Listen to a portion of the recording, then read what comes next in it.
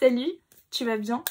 Je t'avoue que pour trouver de quoi j'allais te parler aujourd'hui, j'ai un petit peu galéré et puis je me suis assise dans ma chambre, j'ai regardé autour de moi et j'ai vu cette BD au loin et je me suis dit, faut trop que je t'en parle. J'ai découverte sur Lyon au lycée Don Bosco il y a 2-3 ans il me semble et elle est géniale. Elle s'appelle Le jour où le bus est reparti sans elle.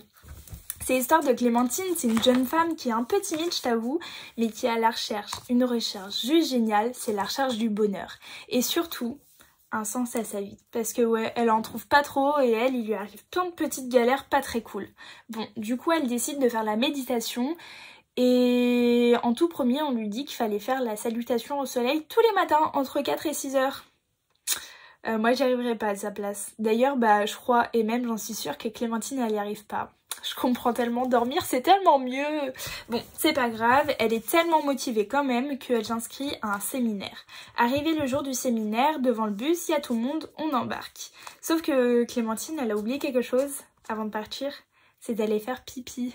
L'erreur, mais l'erreur fatale, je te dis. Bon, 2-3 heures plus tard, le bus s'arrête en pleine campagne devant une petite épicerie. Elle en profite, elle court pour aller aux toilettes.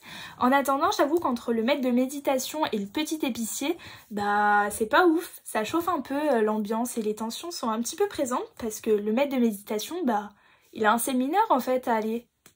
Il a pas le time que le petit épicier, il est dans sa campagne, il vit ici, cool man, zen. Bon, c'est pas grave, ils font leurs courses, ils achètent 2-3 articles et ils s'en vont. Ouais, t'as bien entendu. Ils s'en vont sans Clémentine qui, elle, était aux toilettes.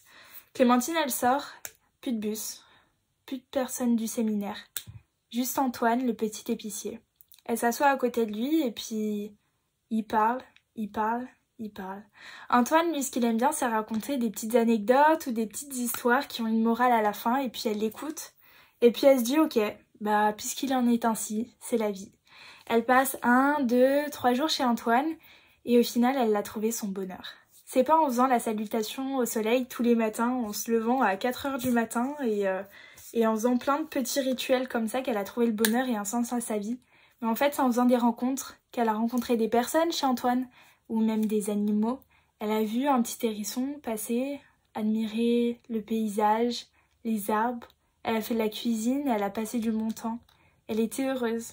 Et en fait, elle a appris à connaître des personnes, son entourage, la nature et plein d'autres choses. Mais surtout, elle a appris à se connaître elle. Alors je trouvais que c'était trop cool cette histoire parce que pendant ce confinement-là, faut apprendre à se connaître, là et là, soi et les autres. Passe une bonne journée.